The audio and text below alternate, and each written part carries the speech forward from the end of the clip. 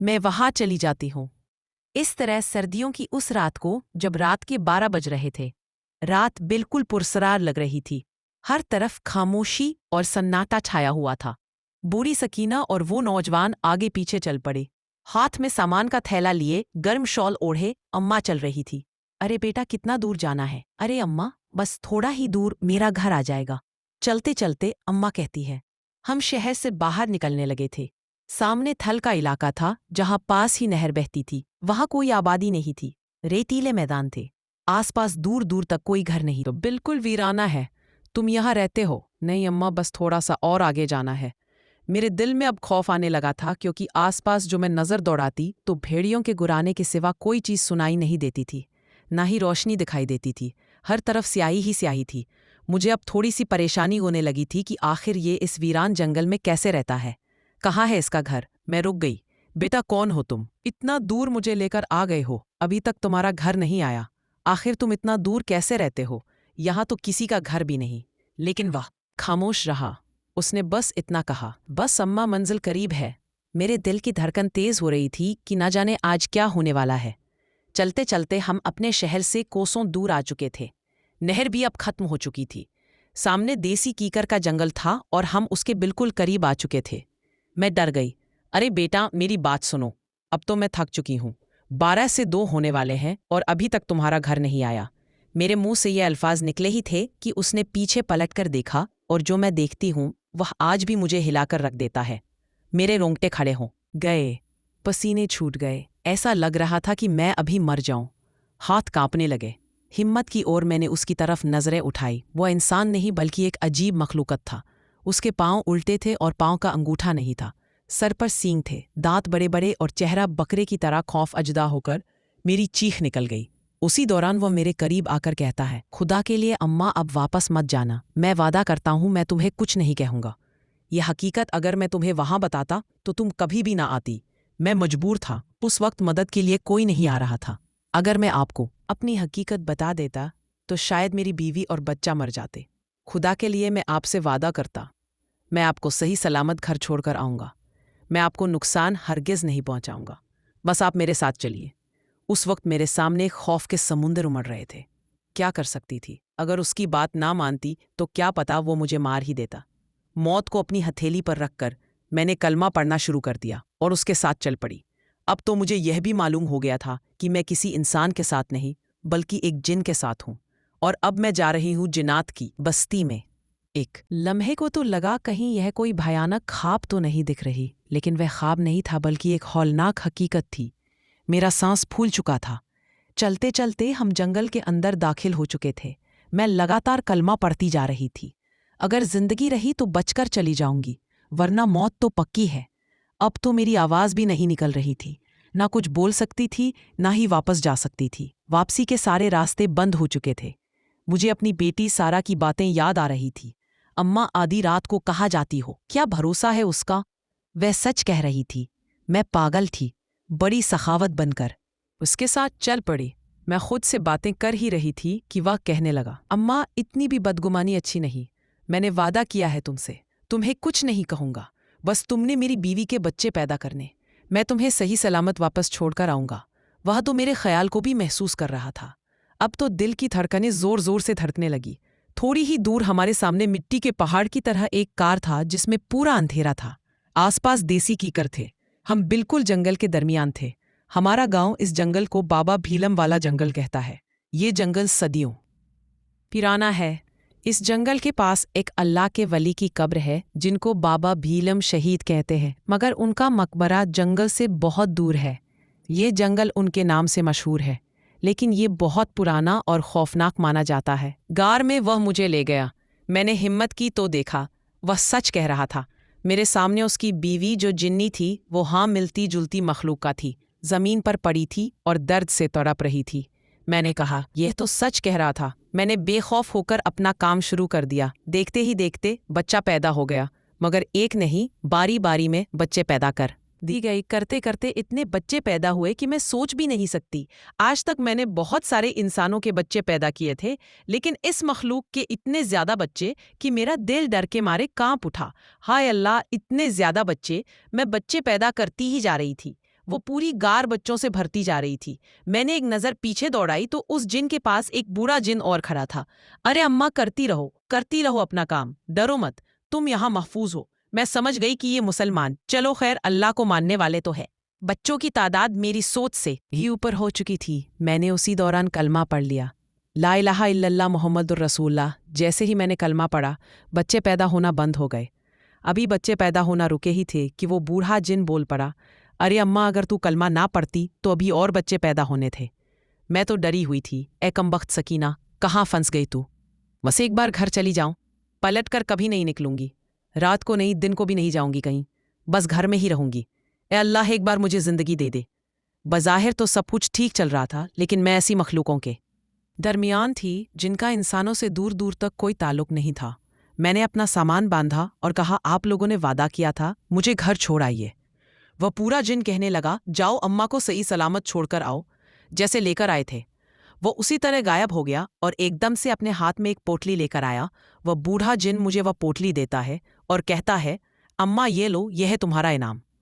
मैंने कहा, नहीं, मुझे कुछ भी नहीं चाहिए, बस मुझे सही सलामत घर छोड़ाओ, मेरे लिए यही बहुत बड़ा इनाम होगा।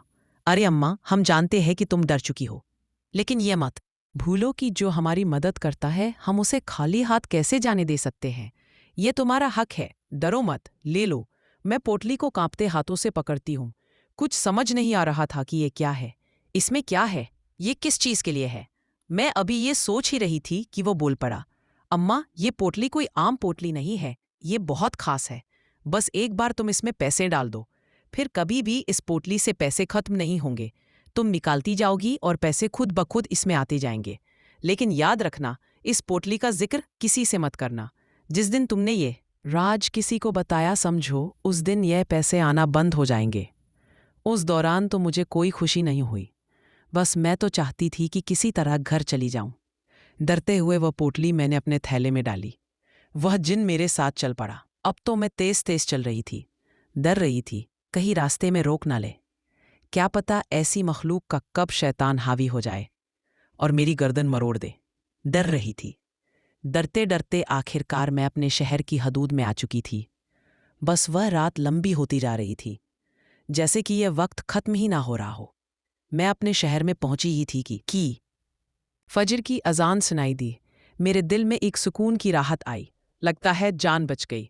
मैंने पीछे मुड़कर देखा तो वह गायब हो चुका था। मैं जान चुकी थी कि मैं शहर में आ चुकी हूं और वह जा चुका है। भागने लगी। उलझे कदमों से भागकर अपने दरवाजे पर आ गिरी। घबराई हुई थी।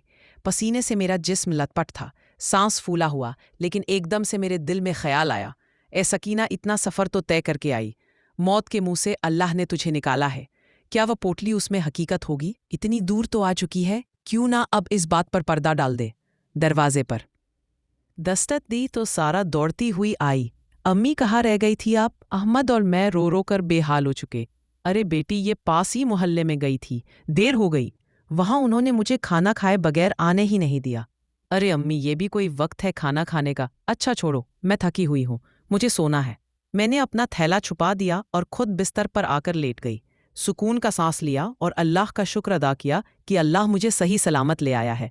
लेकिन मेरी नींदें उड़ चुकी थी, आंखें लाल हो चुकी थी, जिसमें अब भी कपकपी बाकी थी। कोई चीज़ खाने पीने को दिल नहीं कर रहा था। सारा बेचैन हो चुकी थी और बार बार मुझसे पूछ रही थी। मैं अब भी डरी हुई उन खौफजदा निगाहों से जिन्होंने यह मंजर देखा था। मैं दरवाज़ा देख रही थी कि कहीं वह दस्तक फिर से ना हो जाए और फिर से वह मखलूक मुझे लेने ना आ जाए। उस दौरान मेरे दिल में एक ख्याल आया, सकीना, जिंदगी बार बार मौका नहीं देती। आज के बाद तू कहीं भी नहीं जाएगी। वह रात मेरी जिंदगी की आखिरी रात थी। आखिर में मैं उस दिन के बाद कभी भी ये काम करने नहीं गई। बार बार बेटी और बेटा पूछते रहे, लेकिन मैंने कुछ नहीं कहा। अब मैं बीमार रहने लगी हूँ बेटा, जिस वजह से मैं यह काम नहीं कर सकती। अब चाहे कोई राजी हो या नाराज, मेरी सख्त थक चुकी थी। उस रात ने मेरे दिल को जैसे गहरे झटके की तरह तरह जकड़ लिया था। अब बात थी उस पोटली की। मैंने सोचा क्यों ना मैं इस पोटली को देखूं, लेकिन जब मैंने देखा तो वाकई उसमें पैसे मौजूद थे। उस दिन से हमारे घर के हालात बदलने लगे थे। पैसे कहाँ से आ रहे थे कोई समझ नहीं पा रहा था, लेकिन मैं जानती थी यह उस जादुई पोटली का कमाल। दिन गुजरते गए। देखते ही देखते मेरा बेटा जवान हो गया। मैंने बेटी सारा और अहमद की शादी कर दी।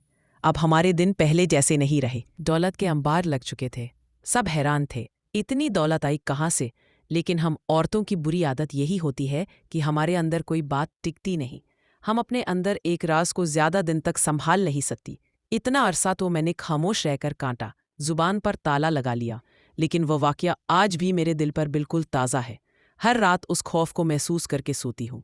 मेरी बहू, जिसका नाम अनम था, एक दिन मेरे पास आकर बैठी और कहने लगी, अम्मा, आप तो बूढ़ी हो चुकी है, कोई कहानी सुनाइए मुझे।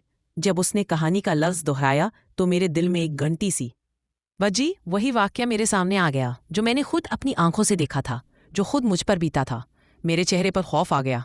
अनम कहने लगी, अम्मी क्या हुआ है? आप इस तरह डर क्यों गई? उस दौरान मेरा दिल कर रहा था कि मैं अपनी बहू को वह वाकया सुना दूं।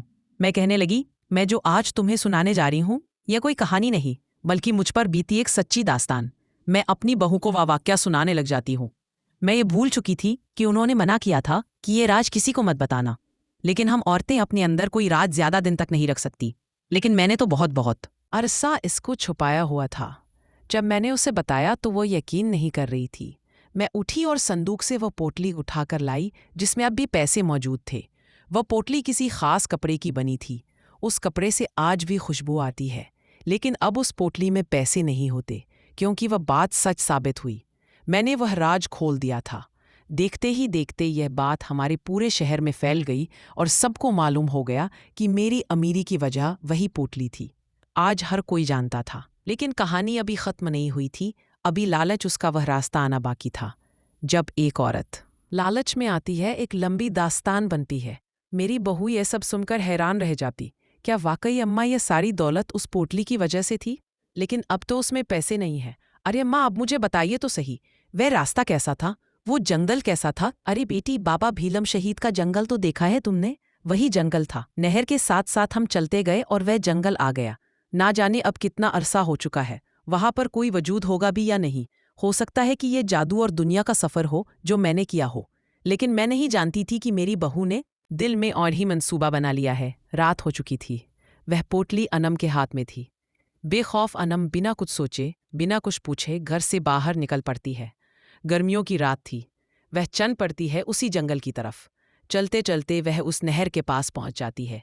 वह जगह अब भी वैसी ही थी। थोड़े बहुत घर रास्ते में बने हैं, लेकिन वह जगह तो बिल्कुल वीरान है। अनम जल्दी गई। पागल अनम, उसे नहीं पता था कि वह किस रास्ते पर जा रही है। उसका लालच उसे कहाँ ले जा रहा है। चलते चलते वह जंगल में पहुंच गई। इधर जब उन्होंने देखा कि घर में अनम नहीं है तो अम्मा, सकीना और अहमद परेशान हो गए। वह परेशानी से उसे तलाश करने लगे, लेकिन वह कहीं ना मिली।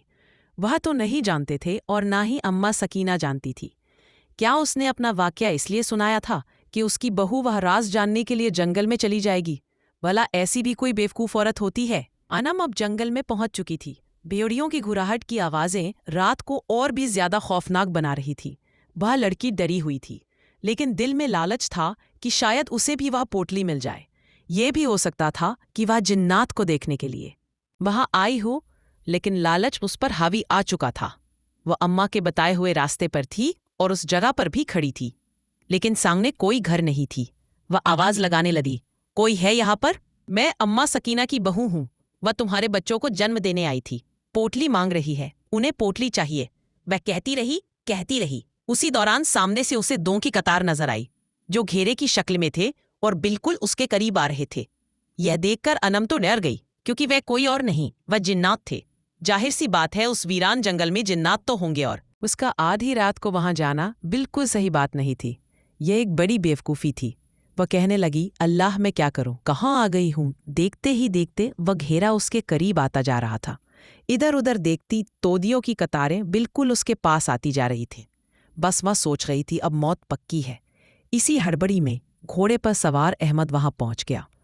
उसे अब सब पता चल चुका था। उसकी माँ ने उसे बता दिया था कि यकीनन तुम्हारी बीवी वहीं पर गई है, क्योंकि अम्मा सकीना कोई आम औरत नहीं, बहुत अक्लमंद और समझदार औरत है। लेकिन घोड़ा भी अब रुक चुका था। वह डर कर आगे नहीं बढ़ रहा था। अहमद ने अनम को आवाज लगाई, अनम मेरी तरफ दौड़ो। अनम दौड़ती हुई अहमद के पास आई। उसने उसे घोड़े पर बिठा लिया, लेकिन अब वो जिन्नात भी करीब आ रहे थे। अहमद को सूरे यासीन आती थी। उसने पढ़ना शुरू किया। घोड़ा भी चलने लगा और वो दिए दूर होते गए। जब वो काफी दूर निकल चुके थे तो पीछे से आवाज आई, तुम दोनों किस्मत वाले हो जो यहां से बचकर जा रहे हो, वरना आज तक कोई भी यहां आया है तो बचकर नहीं गया। ये सुनते ही अनम ढेर हो गई। घोड़ा तेजी से दौड़ाया गया और वो घर पहुंच गए। घर आकर अहमद ने अनम की खूब खबर ली। तुम इतनी पागल कैसे हो गई थी? भला ऐसा भी कोई करता है? अम्मा सकीना कहने लगी, मेरी बेटी, अगर मुझे पता होता कि तुम इतनी बेवकूफ़ हो तो मैं तुम्हें वह कहानी ना सुनाती, ना वह राज खुलता और ना तुम इस तरह अपनी जान की दुश्मन बनकर वहां जाती। अनम कहने लगी, अम्मी आपको कैसे पता चला कि मैं वहां पर गई? अरे बेटी, मुझे रात को ख्वाब में वही जिन्न नजर आया और उसने मुझे बताया कि तुम्हारी बहू उस जंगल में है। लेकिन पगली, वो थोड़ी होगा वहां पर। वहां तो और जिन्नात होंगे। वहां तो उस जंगल से जा चुके हैं। तुम उन जिन्नात को नहीं बल्कि उन जालिम जिन्नात से मिली हो जो गर्दन तोड़ देते हैं। अनम रोने लगी, बच गई हो, किस्मत वाली थी। लेकिन आइंदा के बाद ऐसी गलती मत करना।